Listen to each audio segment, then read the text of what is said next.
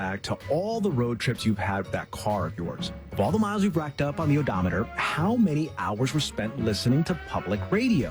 If mileage has taken its toll over the years, donate that car, truck, or RV to this station. You'll help everyone put more miles on their radio with hours and hours of thought-provoking news and information. Here's how. Go to radioiq.org. Click the vehicle donation banner at the top of the page. Funding for Here and Now comes from the listeners of WBUR Boston and your NPR station, and from MathWorks, creator of MATLAB and Simulink software for technical computing and model-based design. MathWorks, accelerating the pace of discovery in engineering and science. Learn more at mathworks.com. And Made in Cookware. Made in Cookware is crafted by chefs for use in restaurants and home kitchens around the world. Their cookware can be found at madeincookware.com.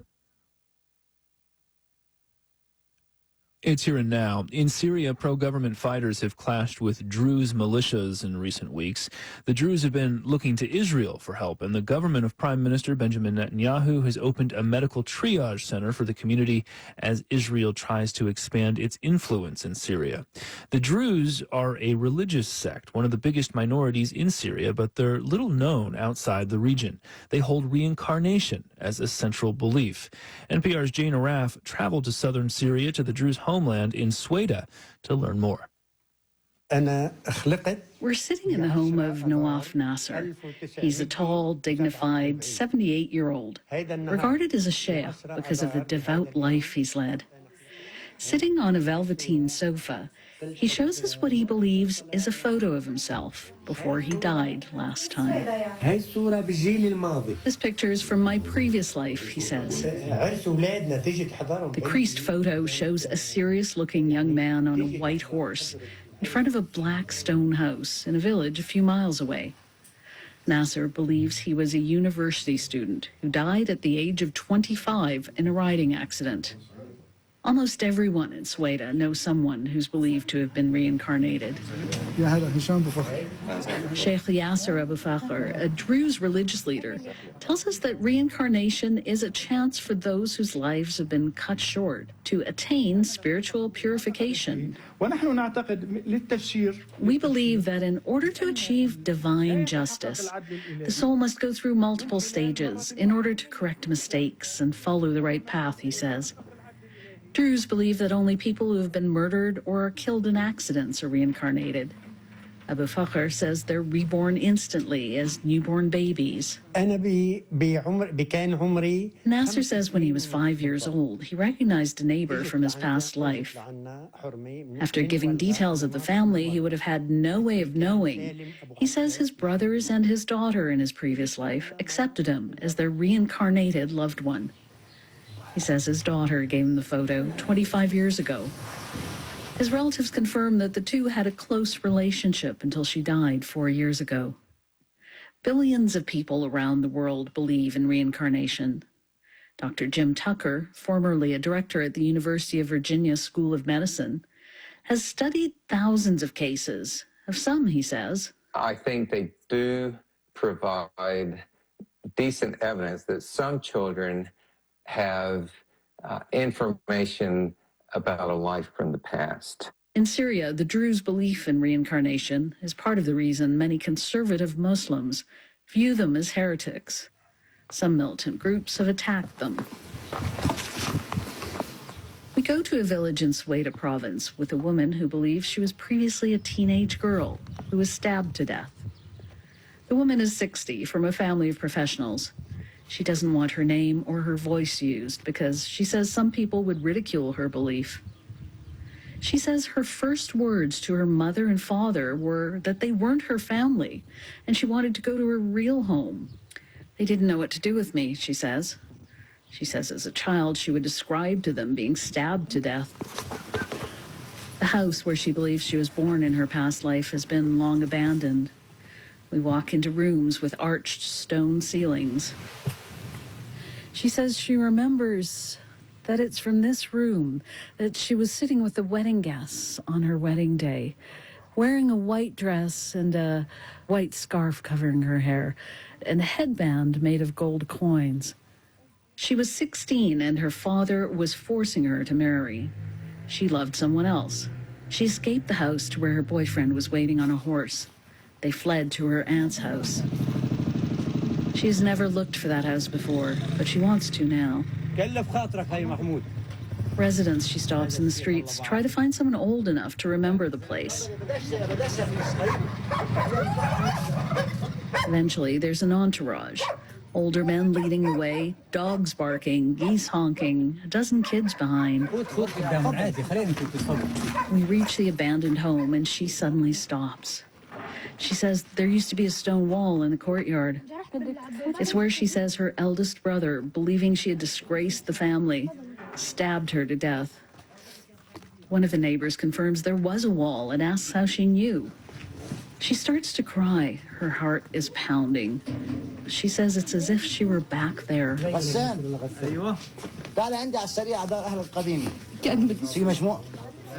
One neighbor, Ghassan Halabi, guesses she has been reincarnated.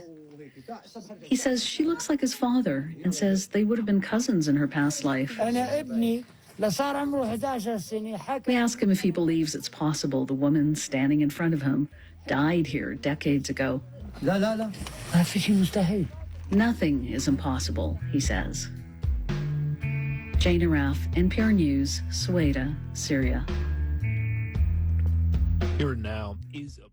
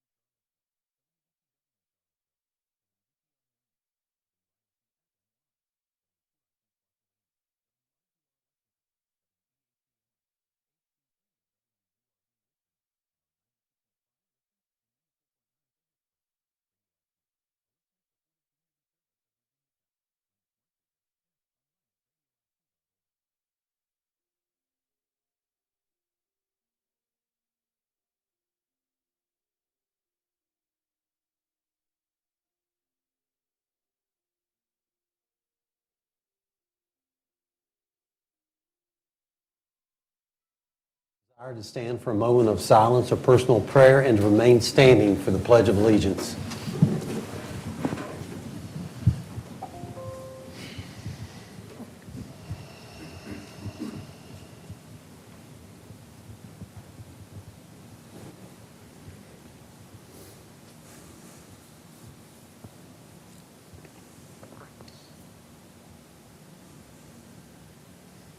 Thank you and amen. I pledge allegiance to the flag of the United States of America and to the republic for which it stands, one nation, under God, indivisible, with liberty and justice for all.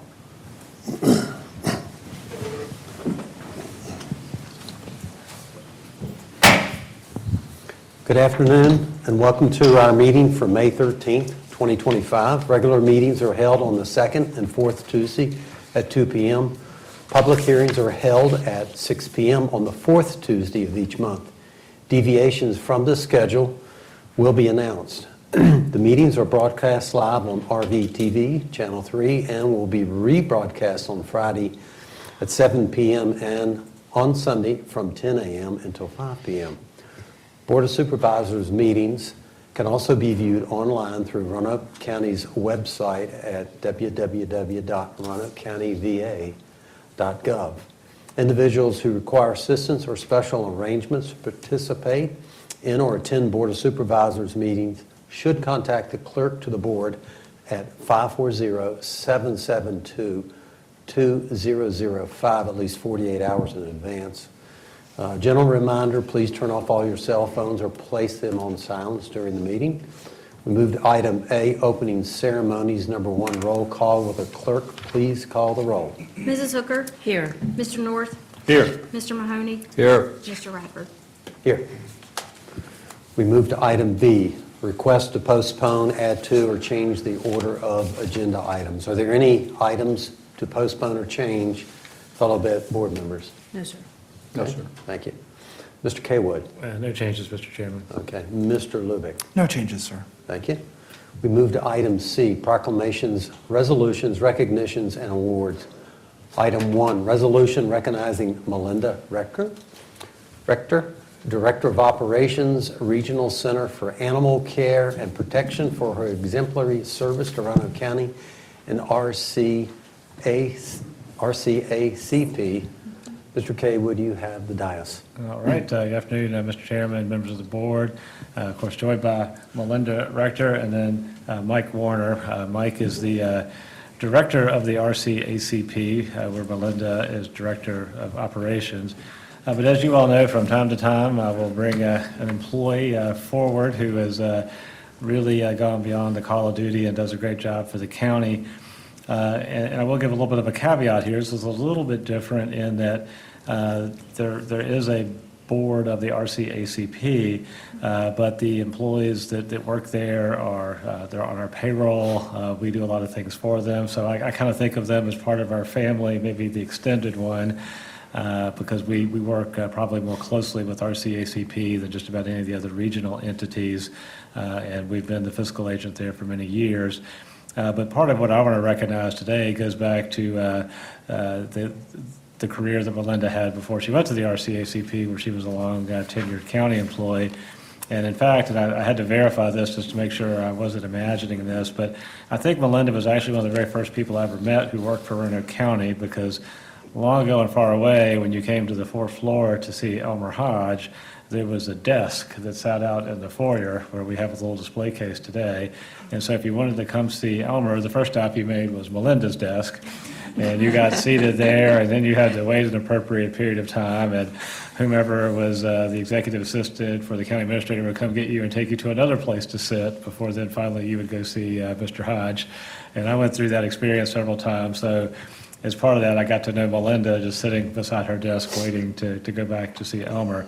But I could talk for forever about Melinda, but you will be happy to know that I have a short video to play, which will be much better than me speaking about the thing that I saw most recently. Just let me know that I had to bring Melinda forward today.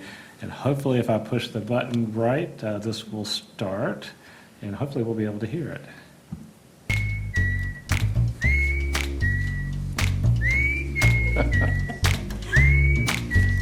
Very excited to reopen our free roam cat room. This has been a project that Mike and I have been working on for a long time.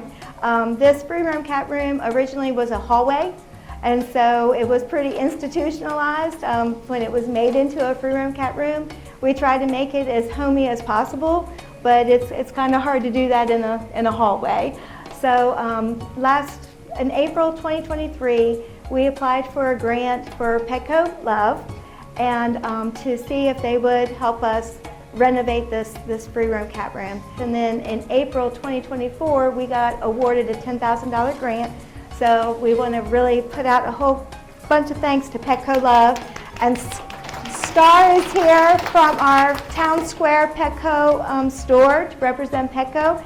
So $10,000 is a huge investment. And so then we were like, oh my goodness, what shall we do? Because we didn't want to waste any of this money.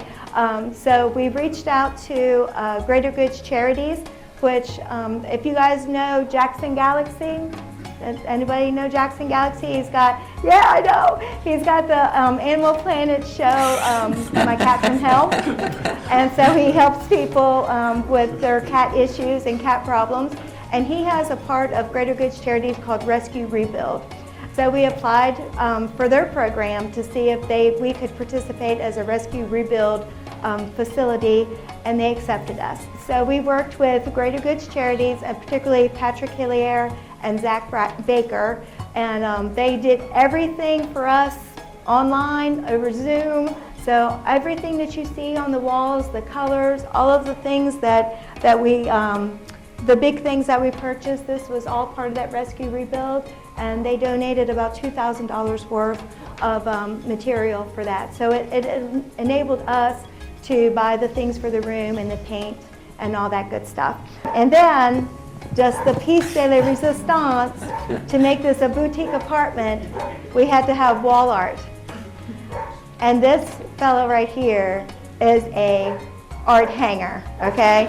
So Mike's contribution was he hung all the art in here, and he did a fabulous job. So I want you guys to enjoy going through and seeing what you think. So I'm just really honored that we're able to do this today, and all the thanks need to go to Melinda. She's taken this project by the bullhorns and really spearheaded it and got the money and has done a great job. So, thank you. So Richard, if you do the honors, we'd like you to cut the ribbon for us. All right, you're gonna have to get it good. We do need to donate a scissor sharpener. There you go. Very nice. Even pre-cut it. So with that, I know Mike would maybe like to add a comment or two, but I really can't top that. Working at the RCACP is not always easy, but Melinda clearly cares about the animals that we take care of and the people that she works with, and it's just so easy to recommend her for some recognition from the board. Mike? Mr. Chairman, members of the board, thank you today for taking this time out to recognize Melinda. We came together about 8 years ago and started working at the shelter, and she has truly found her passion in life. She is, as you can tell, always happy, always dealing with the public, working hard with the volunteers, and just finding new ways that we can get our homeless animals a place to stay for their ever home. So again, I thank you, and I know that she's well deserving of the award. Okay, at this time, Melinda, we're so glad you're here. We're going to be good friends because I have some furry friends and they would love that room. Yeah, well, But we're so glad. Just don't lose them. That's how they end up in there. Okay. No, I have a tracker on them. Very good. I have trackers, and so we know where they're at. Anyway, we're so glad Richard brought you forward, but we have a resolution we're going to get you to read. We got printed up, and clerk, will you please read the resolution? There we go. Resolution recognizing Melinda Rector for her exemplary service to Roanoke County and the Regional Center for Animal Care and Protection. Whereas Melinda Rector began her career with Roanoke County in June of 1990 and transferred to the Regional Center for Animal Care and Protection, RCACP, in June 2017 to serve as Director of Operations. And whereas Melinda has demonstrated outstanding leadership, compassion, and innovation at RCACP, working tirelessly to make it a model shelter and trusted community resource. And whereas she has fostered a culture of kindness among staff toward the public, improving both service performance and public perception. And whereas Melinda enhanced operations by streamlining financial processes, improving data reporting, and providing monthly budget forecasting to ensure greater transparency, efficiency, and responsible stewardship of RCACP resources. And whereas Melinda secured approximately $100,000 in grant funding for key projects such as the inmate dog training program, microchip and microchip reader purchases, kennel noise insulation, adoption promotion through social media, renovation of the free roam cat room, support for the foster program, and the purchase of special equipment for the on-site veterinary clinic. And whereas under her leadership, RCACP became a source shelter for the ASPCA Animal Relocation Program, resulting in the successful placement and rescue of over 1,300 cats since January 2021. And whereas Melinda met rigorous requirements to partner with the Bissell Pet Foundation, securing grant funding through quarterly Empty the Shelter events. And whereas Melinda met yearly requirements to maintain a partnership with Clear the Shelters, a national campaign sponsored by NBC Studios and Greater Good Charities that promote pet adoption and community engagement. And whereas Melinda has strengthened outreach utilizing RVTV to produce engaging videos, social media content, and events like Adopt a Bowl to increase awareness of adoptable animals and special shelter needs.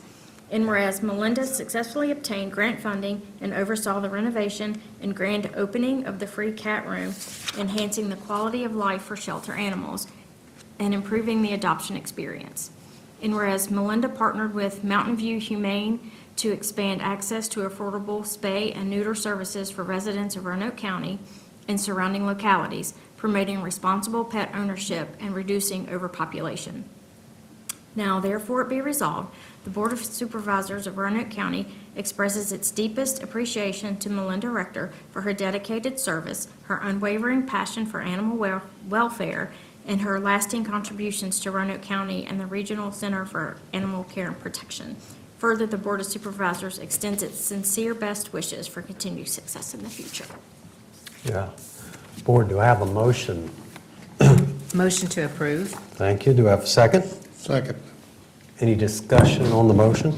Mr. Chairman, if I could just make a real quick comment. Melinda, Please. you are well-loved by, just because we all know what happens on social media, and I see you frequently with other employees and former employees of Roanoke County, a sisterhood, if you will, and they all really adore you. And I think this is just one thing that shows the kind of person that you are. So we're really fortunate to have had you for as long as we have, to go from one type of Roanoke County career to a completely different type, and to be so passionate about it.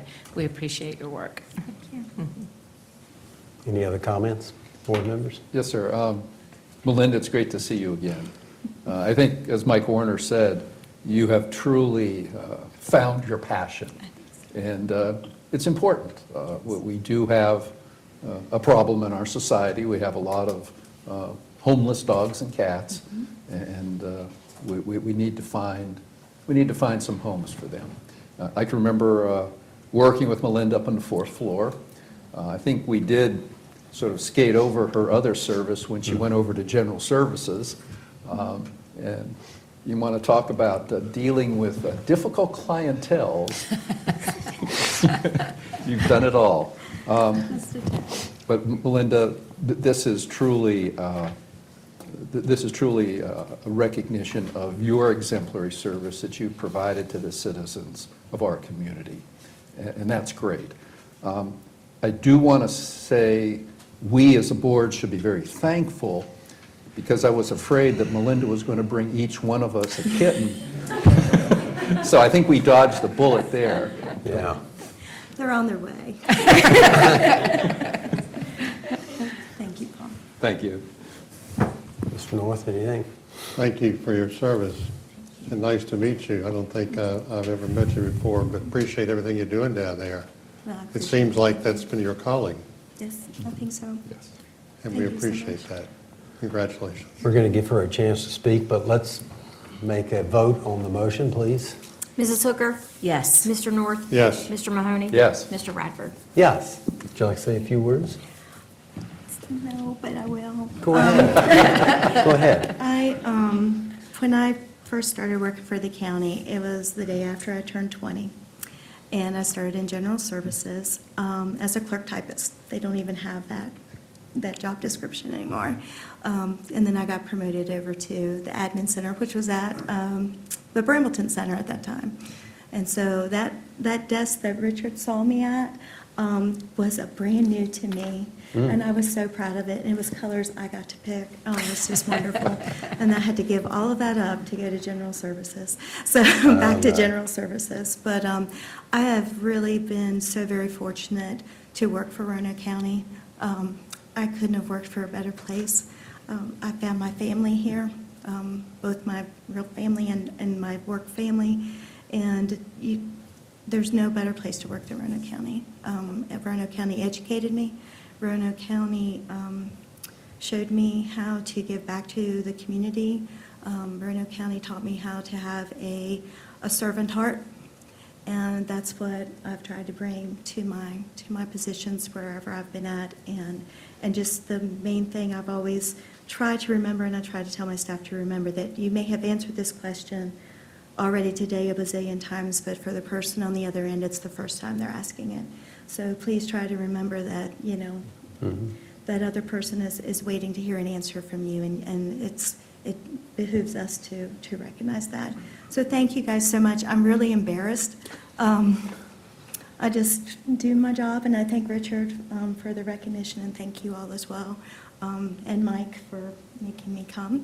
And and it was not easy because I kept saying, but why? But why are they doing this? Yeah. But thank you all so much, because it's very kind, and I think I've got a couple more years in me, but. Good. Yeah, we didn't want you to give us a retirement Yeah, just a today. couple So, more. Just all a right. couple more. Want to get some pictures? Okay. Come on, Mike. Richard.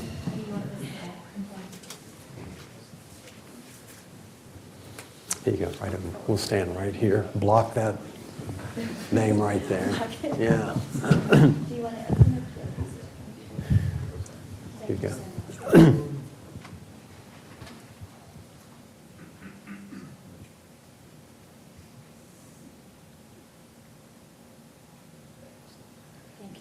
Okay, thank you.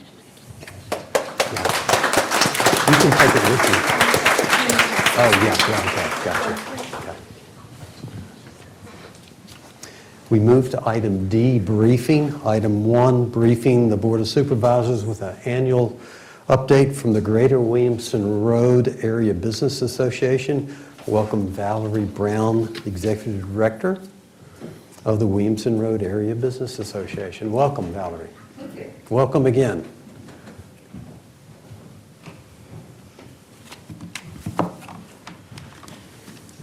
Good afternoon, and thank you for this kind invitation. I'm always excited to talk about one of my favorite topics, which is Williamson Road.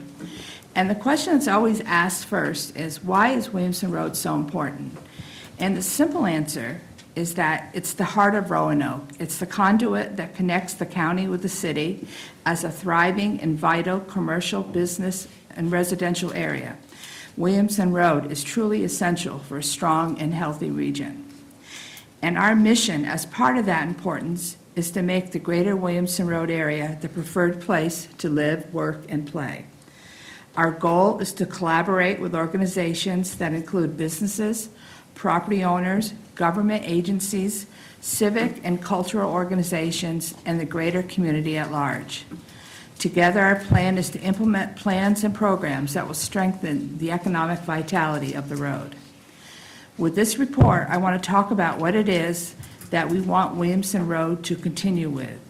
That is, to ensure that the road be able to maintain its diverse retail, restaurant, and service options, which in turn will help to create that appealing community we all want. As I talked about a few years ago, we conducted a survey which we sent to several businesses and residents located in both the city and the county of Williamson Road. It's our plan later this year to prepare a new updated survey in an effort to keep ourselves on track as to our priorities and goals, and to also keep a focus on what it is that our businesses are looking for from us and for us to produce. So briefly, I just wanted to highlight in short sentences what it is that the concerns are and what they want. So when asked what is the most valued on Williamson Road, the answer was its diverse population and unique community and local culture. What changes would make a difference? An increase in economy and job opportunities and a reduction in crime. What should Williamson Road's top priorities be to achieve these results? The answer was create a safe and secure community and develop a sense of pride in its buildings. Its biggest strength, the diverse population and business choices. Biggest challenge was public safety. And the big ticket items that were listed, one was littering, the other is Williamson Road's current economy is not set to adapt and grow, and the business owners do not care for their properties and their safety. How to improve these things? Address homelessness and stronger police presence and address crime. And when asked about GRABA's facade grant program that we are in right now, they all want to be part of that. And from GRABA's perspective, our perspective, these are all what are in our strategic plan. Public and private investments play a huge role in development. The availability of funding for projects such as facade grants helps to spur private investment.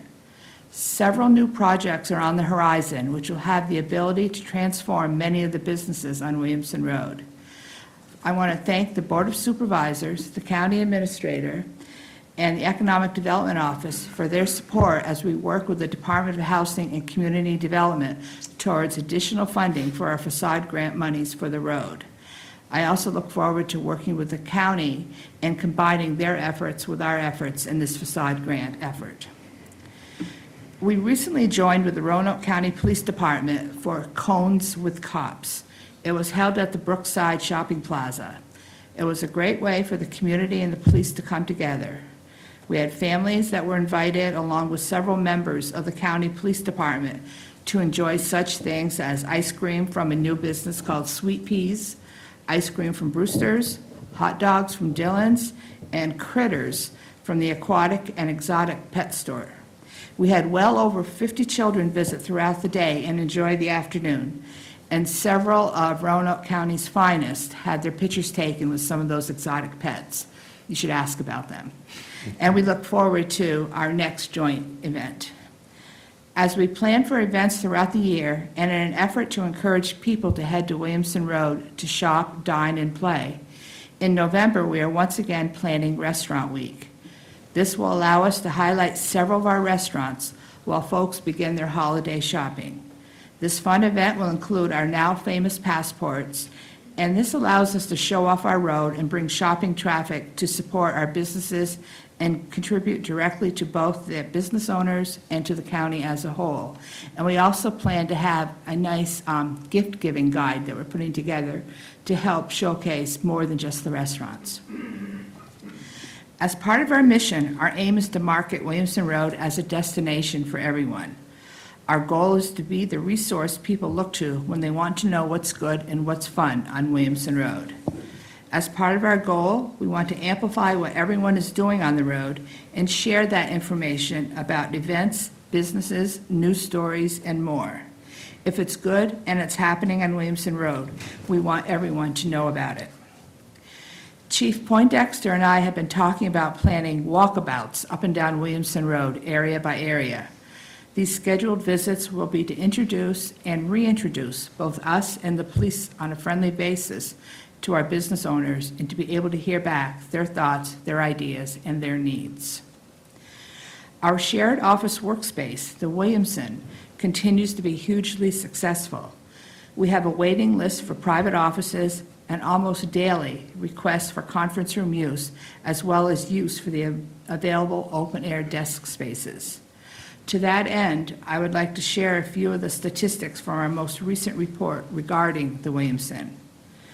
Our open-air desks and private offices for the past 6 months have been home to 16 different businesses on a regular basis. Our 2 conference rooms are rented almost daily and sometimes several times each day. Each month for the past 6 months, we have had anywhere from 60 to 83 requests for our conference room use alone, and that's each month. We are in the process of looking for additional funding so that we can consider expanding to add another 5 to 6 private offices, a conference room that can hold up to 20, a podcast space, and a seminar training room. And we'll keep you updated as that moves forward. both in my mind and as we make it become real. And finally, many would say that the Greater Williamson Road Area Business Association is comprised of a close-knit community, and we really are. Our monthly luncheons regularly host anywhere between 120 and 150 business owners and supporters of Williamson Road, both on the county and the city end. And we want to continue to grow as many businesses as part of our association that we can help along the way. Williamson Road, Peters Creek, and Plantation Road are all areas and side roads we're excited to work with the county to help grow and prosper. It's truly one of our top 2025 goals. We're grateful for the partnership with the county with regards to our work. We are truly appreciative of all that you do for us. And with regards to our biggest asset, our membership, our goal is to continue to increase our footprint. We want businesses to be aware of who we are, what we can do to help them, whether it be big or small, and to connect businesses into a powerful network. And I'm happy to share that over the past year, our membership has grown by 45%, with the county's business members comprising 55% of that 45%. So we are truly grateful for all that we can do with and for the county. I would be remiss if I didn't acknowledge the support, both financial and otherwise, that we have received from the county. This support has allowed us the opportunity to extend our footprint and association and increase the number of businesses we can help and be a part of. So with that, and on behalf of myself and the GRABA board, we look forward to working with and for our business owners and with all of you in the county to make Williamson Road all the better and the best road in which to work, live, and play. And before I go, I want to share with you our new logo. We've recently expanded our logo to tell our story, to include more of what the road is all about. So in an effort to showcase the diversity on the road of all its business owners and business entities, and to have our various projects and endeavors fall under one umbrella, so to speak, we work together. This is our new look. So that is that. So you have Williamson Road, you have the diversity of the road, you have everything that we're all doing together to enhance it, and then it comes out all the better at the other end. So that's our new logo. That's nice. Very good. Very good. Thank you very much. Valvy, thank you for that report. And any fellow board members wish to comment? Mr. Chairman, I'd like to comment. One of the first people I think Valerie met was Mike Bailey, who lived in the Hollins District. It took me by there to meet because you were the new executive director that just had moved in the area. Correct. And that was in an office not like the nice facilities you have today, let me put it that way. Your leadership has been a catalyst for both the city and the county along Williamson Road and in the Hollins District. And I just want to congratulate you. The story keeps getting better every time we hear. Today you have a new branding that you want to share with us, and I think that's pretty commendable. The arcade program, sorry, the facade program, not the arcade program. The restaurant week, working with our police, and I don't know how I missed the ice cream social. I got to figure out how I know I got notification of it, but why I didn't attend, because it doesn't take anything to get me to come to most events, especially when there's ice cream and hot dogs involved. But I think that was grand as well. And everything you've seemed to have touched turns and gets better. So I just want to thank you and encourage you to keep on leading, because it's just getting better and better every year. And we're thankful we are able to help you in the way we do. Thank you so much. I appreciate that. Any further comments? Okay. Valerie, just, I grew up in North County, and Williamson Road was the hub. It was where we all came to do activities. Growing up as a teenager, there was a lot to do there. And I remember my parents, when we were real young, we bought our Christmas trees on Williamson Road. I don't know if there's still vendors there, but we would always buy our Christmas tree on a vendor right there on Williamson Road. But so glad you're there and making it vibrant and trying to help all the businesses. So keep up the good work. Thank you very much. Yeah. Thank you. We now move to item E, new business. Item 1, request to approve the Roanoke Regional Cable Television budget for fiscal year 2025-2026. Scott Ramsberg, the RVTV Director. Welcome, Mr. Ramsberg.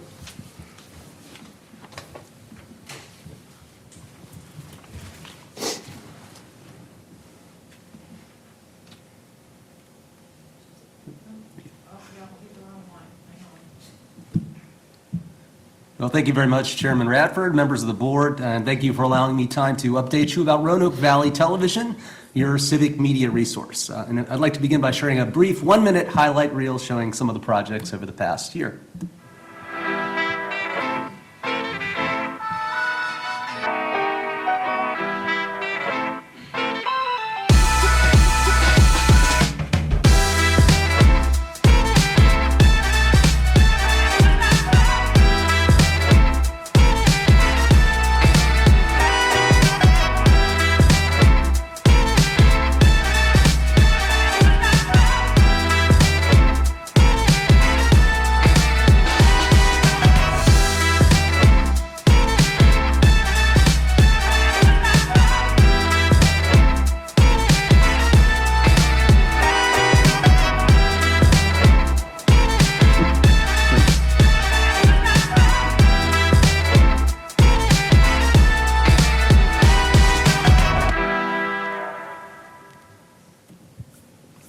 As you can see, RVTV is focused on generating awareness about all the good things that local government is doing, and in today's fragmented media ecosystem that often rewards negativity, this can be hard to find. Our mission is to make the community stronger, more engaged, and better informed, and we do this by working as an extension of your employee communications efforts. RVTV works exclusively for our partners in the city, county, and town of Vinton, as well as their respective school systems. And our main focus of categories of videos, et cetera, are public service, business, recreation, and education, as you've seen in that video. Working out of our 1,500 square foot studio in the Jefferson Center, RVTV's 5-person staff combines over 100 years of experience. And we work side by side with your staff whenever requests for arise for quality communications content. This can not only include just video, but drone services, graphic design, and animation. In the past year, we've produced over 37 hours of media content, facilitated the live streaming of meetings for our partners both inside and outside of council chambers, and provided an overall service value estimated at approximately $2 million. A few more notable numbers for you to look at. Over the past year, our team has carried out 476 individual projects while significantly increasing online reach. RVTV also continues to be recognized regionally for excellence in production. As you see here, in February, we took home 4 awards from the Public Relations Society of America's Blue Ridge chapter, including Best in Show for a project we did here for the county. I'd also like to point out that RVTV is not a static organization. We're continually working together with partners to meet changing communication needs. A few examples in the past year have been the addition of council and board recaps for the city and county, exploring new economic development highlights and career education tools, the expansion of outreach and recruiting pieces for our public safety partners, and an emphasis on creating duplicate horizontal and vertical content for social media. We've also invested in equipment to meet those changing needs. This fall, we updated our podcast studio to be more video-friendly for partner requests, with several monthly podcasts in production. We've also purchased stage teleprompter assets, as you see here, which are used by our partners at events like State of the County. And over the coming months, we hope to expand our streaming playback options. We continue to be the agency of record for the production and distribution of both content and meetings, which are so important in keeping government transparent and accountable for our citizens. And in turn, our citizens are consuming media in very many different platforms, so we strive to be wherever people are to see that. If you're not regularly seeing RVTV content, I encourage you to follow on the platform of your choice or sign up at rvtv.org/subscribe for notifications.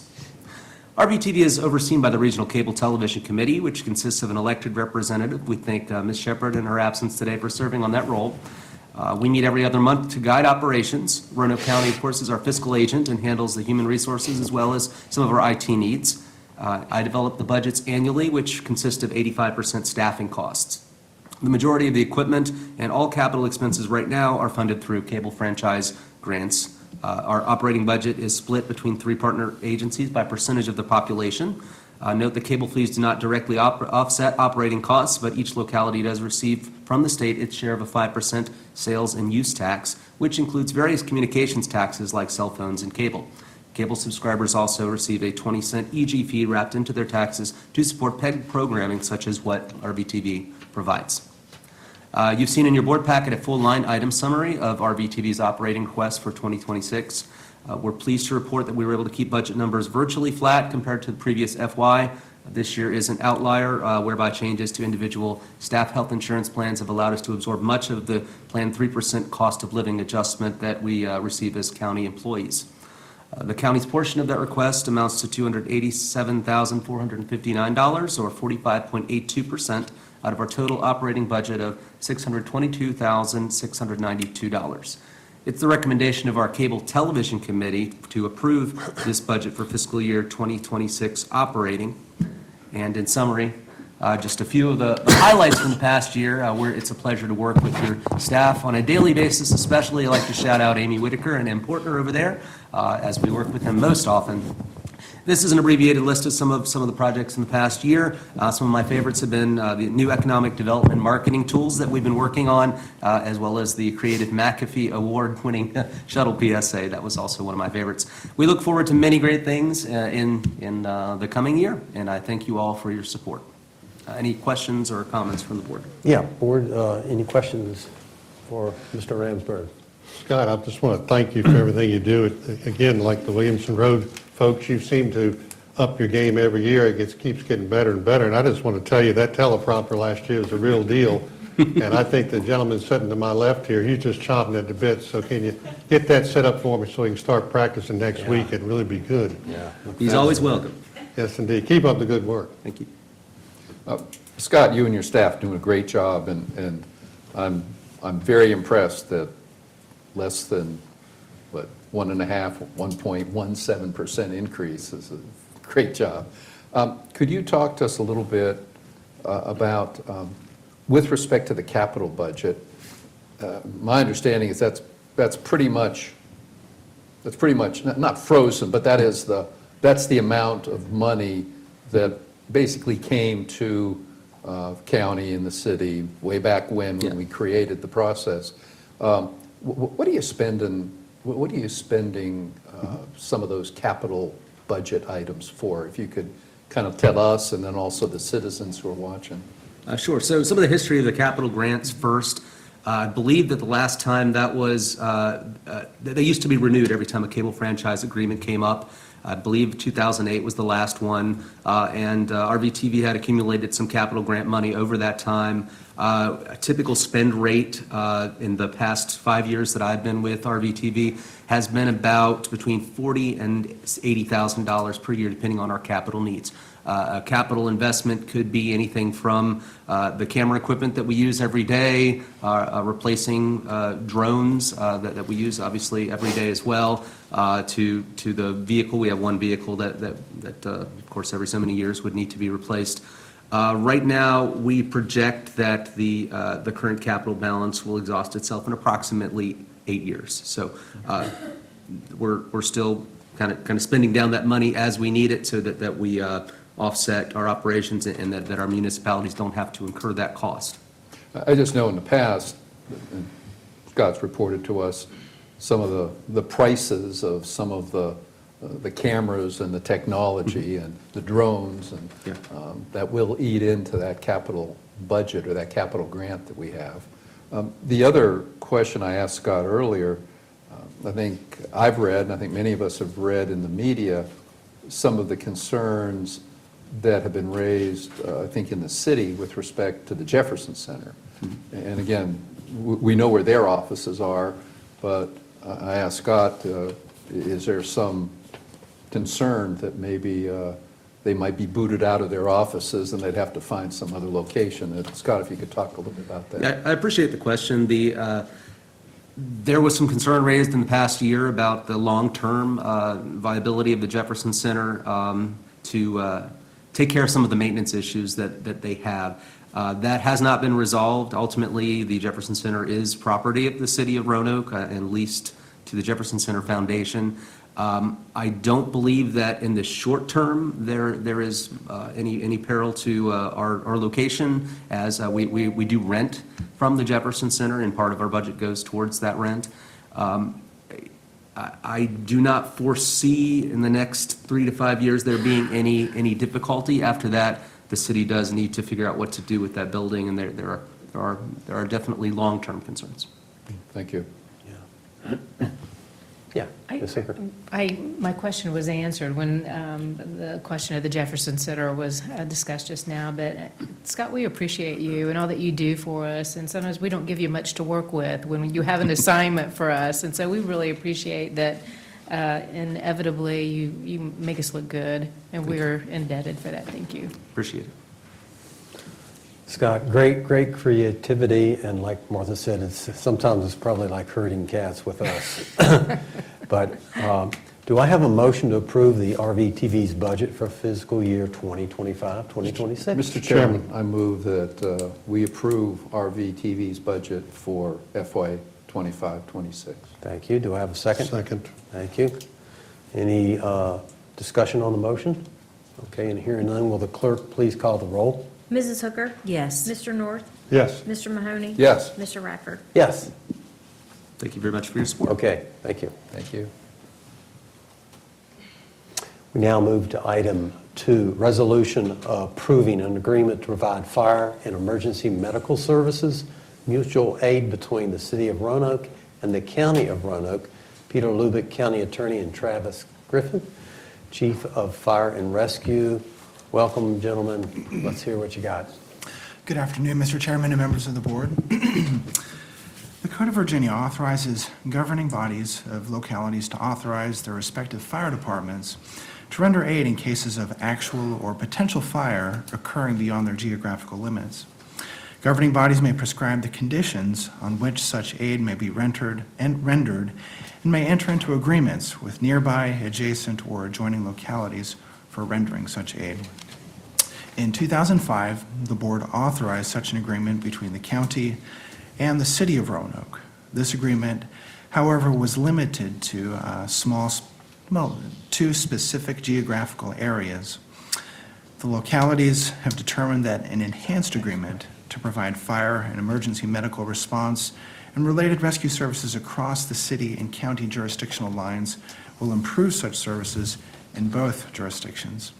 Specifically, with the construction and opening of the new Bonzac Fire Station, which is a county-owned station located in Roanoke City, it is proposed that the board authorize a new mutual aid agreement for fire and emergency medical services with the City of Roanoke.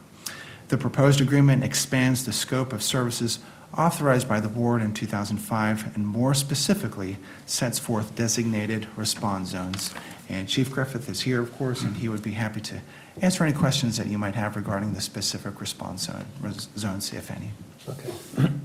We've read the reports. Any questions for Mr. Lubick or Chief Griffin? No. Yeah, Phil, I have a question here about 3.5 in the agreement with the city will provide 24/7 service as second due engine and ambulance coverage from City Station 14 to the county in the Reed Mountain and Ruleton Road areas. That covers all parts of the county that we're talking about there, up to the Botetourt County line, which would be the Hunt Ridge area, as well as Bonsack Village. So the way that we designate our zones, we call them IRAs, or individual response areas. It covers up to the last IRA, which I believe is 1204, because we have an agreement with Botetourt from the Reed Mountain Station to cover that area, because they're actually closer to that area than Roanoke City is. So it's all areas, basically up to where 604 cuts off of 460. Okay. The city covers up to that area. Very good, thank you. Okay. Any other questions? Then hearing none, do I have a motion to approve the resolution? I'll move the motion. Thank you. Do I have a second? Second. All right. Any further discussion on the motion? Will the clerk please call the roll? Mrs. Hooker? Yes. Mr. North? Yes. Mr. Mahoney? Yes. Mr. Radford? Yes. Thank you. We move to item F, public hearing. Item 1, public hearing for citizen comments on the proposed fiscal year 2025-2026 operating budget and proposed fiscal year 2026 through 35, the Capital Improvement Program. Steve Elliott, Budget Administrator. Welcome, Mr. Elliott. Good afternoon, Mr. Chairman and members of the board. This public hearing is to receive comments on the proposed fiscal year 2025 through 2026 operating budget and the fiscal year 2026 through 2035 capital improvement program. This is a requirement of state code and was advertised in the Roanoke Times and Roanoke Rambler on May 4th and in the Cardinal News on May 5th. The proposed budget was revised and the advertisement reflected changes, which include an increase in revenues and expenditures of $2 million and a change for interest on the spring VPSA loans. Staff recommends conducting the public hearing to receive citizen comments on the proposed budgets. Thank you, Mr. Elliott. Okay, at this time, I am going to open the public hearing. Do we have anybody signed up? Okay. And seeing none or hearing none, I close the public hearing. Do we need to do anything else with that? No votes or anything? Okay. Moving on to item G. First reading of ordinances. Item 1, ordinance to appropriate funds for A, fiscal year 2025-26 operations budget and approval of the classification and pay plan for fiscal year 2025 and 2026 for the county of Roanoke, Virginia. Mr. Elliott, you're still there? Yes, sir. This is to conduct the first reading of 3 ordinances to appropriate funds for the fiscal year 2025 through 2026.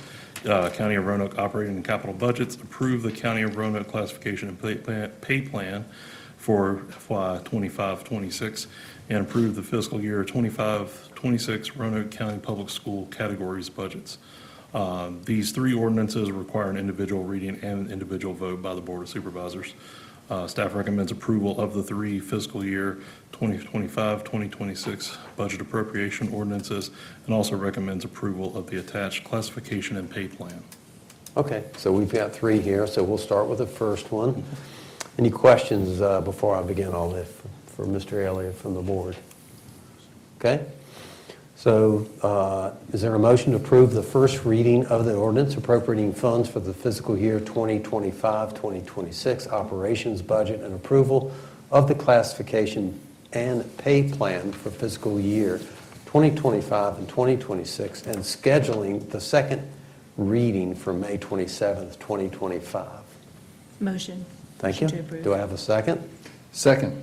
Thank you. Any discussion? Will the clerk please call the roll? Mrs. Hooker? Yes. Mr. North? Yes. Mr. Mahoney? Yes. Mr. Radford? Yes. Now we move to item 1B, fiscal year 2025-2026 capital budget for the county of Roanoke. Mr. Elliott, you presented that. Thank you. Any questions, board members, on that? Okay. Then I'll read the motion.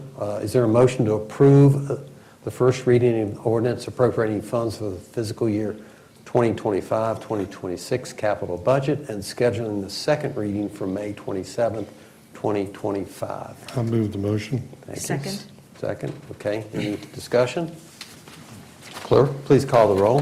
Mrs. Hooker? Yes. Mr. North? Yes. Mr. Mahoney? Yes. Mr. Radford? Yes. We move to item C, fiscal year 2025-2026 Roanoke County Public Schools categories. Any questions for Mr. Elliott? Okay. I'll let somebody else read the motion. Anybody wants to make the motion? Go ahead. I move the motion to approve the first reading of the ordinance appropriating funds for the fiscal year 25-26 Roanoke County Public Schools categories and scheduling the second reading for May 27th, 2025. That's his motion. Do I have a second? Second.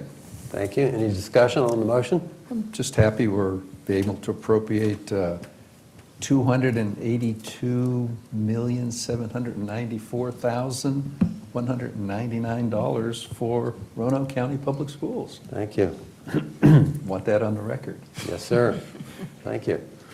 Will the clerk please call the roll? Mrs. Hooker? Yes. Mr. North? Yes. Mr. Mahoney? Yes. Mr. Radford? Yes. Thank you, Mr. Elliott. We move to item H, appointments. Do any board members have an appointment that has not been given to the clerk and included in the board report for agenda item H? Seeing none, okay. Do I have a motion to approve the list of appointments set forth in the board report? Motion to approve. Thank you. Do I have a second? Second. Okay, any discussion? Clerk, please call the roll. Mrs. Hooker? Yes. Mr. North? Yes. Mr. Mahoney? Yes. Mr. Radford? Yes. We move to item I, consent agenda. All matters listed under the consent agenda are considered by the board to be routine and will be acted by one resolution in the form or forms listed below. If discussion is desired, that item will be removed from the consent agenda and will be considered separately. Does any board member wish to remove an item from the consent agenda for discussion? Okay, I see shaking heads. Nope. Is there a motion to adopt all matters on the consent agenda? Move the motion. Thank you. Second? Second. Thank you. Any discussion? Clerk, please call the roll. Mrs. Hooker? Yes. Mr. North? Yes. Mr. Mahoney? Yes. Mr. Radford? Yes. We move to item J, citizens' comments and communications.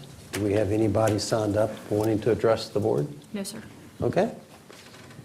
We will move to item K, reports. Is there a motion to receive and file the reports that have been included with the agenda under item K? So moved, Mr. Chairman. Thank you. Do I have a second? Thank you. Any discussion?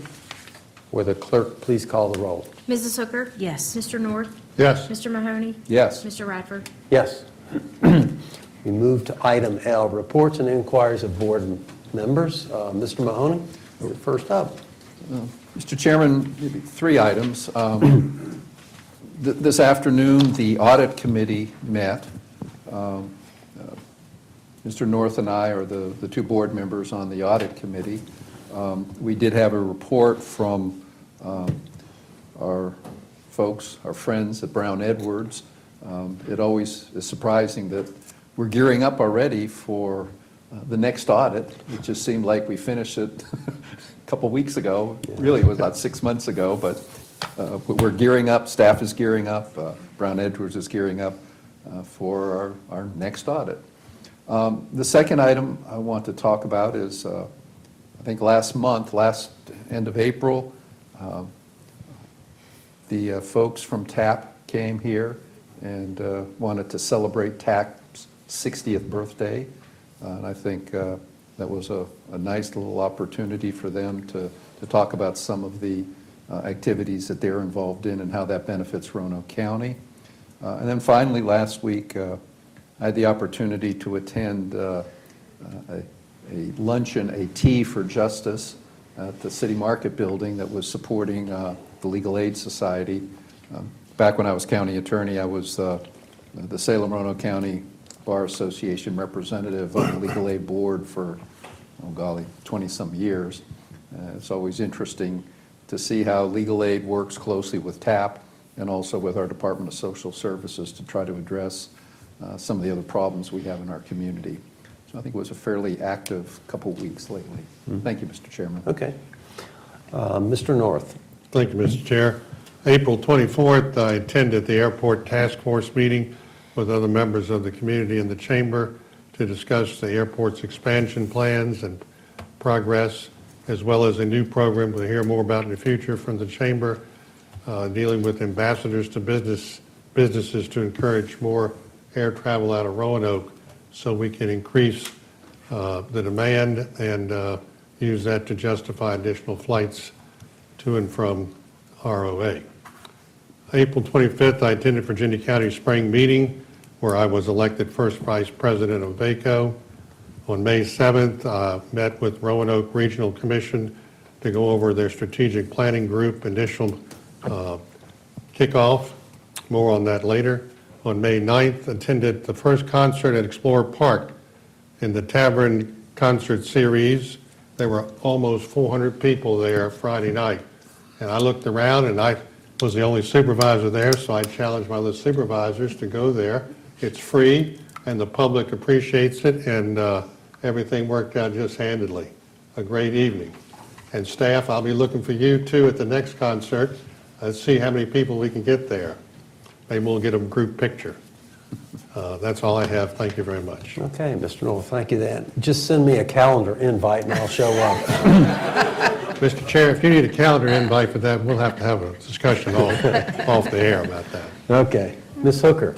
Just a couple of things, Mr. Chairman. Last night, we had a delightful meeting with the Masons Cove Civic League, and it was a delightful group of interested individuals. We got a summary of Roanoke County's past year budget update, transportation update, economic update. It was really a great conversation with a lovely group of people, so appreciate them hosting us last night. Look forward to our Catawba-Ruatan community meeting scheduled for May 20th, which will be at the Catawba Community Center. And I'm pretty sure the same staff people will probably be there and some of the same similar conversations. Look forward to that discussion also. Today, I had a great business appreciation visit with Interstate Battery on West Main Street. It was really great to visit with the employees of that business, to learn more about the nature of their business, the great impact they have on the community and larger region, quite frankly, and especially appreciate Aaron Fernandez for the time that he took to talk to us about his business. And we talked about far-reaching opportunities that may be coming down the road. So shout out to Interstate Battery. Thank you, Mr. Chairman. Okay. Yeah, so let me, I got a couple things to report.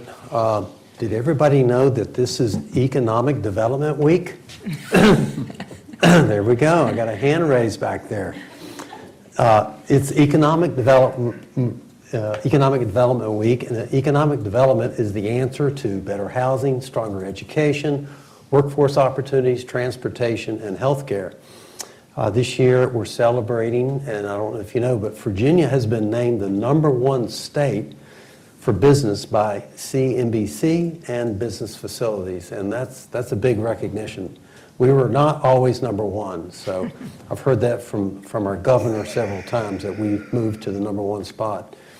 In Roanoke County, there's over 2,100 active businesses that include retail, restaurants, industry, and much more. More than $150 million in new project announcements and 1,300 plus jobs announced in Roanoke County since 2023. So just want to put a plug in for that. We got the rest of the week to hit those businesses. One other item I want to mention, we recently heard that one of our own Roanoke County high school teachers won Roanoke County Teacher of the Year, but he was also named the Virginia Teacher of the Year. His name is Matt Neal. He's an English teacher at Hidden Valley High School in the Windsor Hills District. Matt and I know each other really well, so I am going to invite him back. So staff, I would like you to make an arrangement to bring him forward. We'll present him with a resolution, and maybe he and I'll show you some of our juggling skills, because we used to play adult league soccer together back in the day. He also coached my daughter at Hidden Valley High School. So looking forward to seeing Matt here again. And moves us to item M, work sessions. First one is a legislative briefing regarding the 2025 session of the General Assembly by Eldon James. Item 2 in the work session, we'll have a Virginia Tech student presentation. Ashley King is going to host that. Then number 3, the Roanoke County website refresh by Amy Whitaker, Gray Craig, Alex Jones will get us updated on that.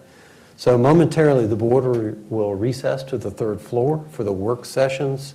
However, before doing so, I'd like to move that the board will go into a closed session upon the completion of those work sessions.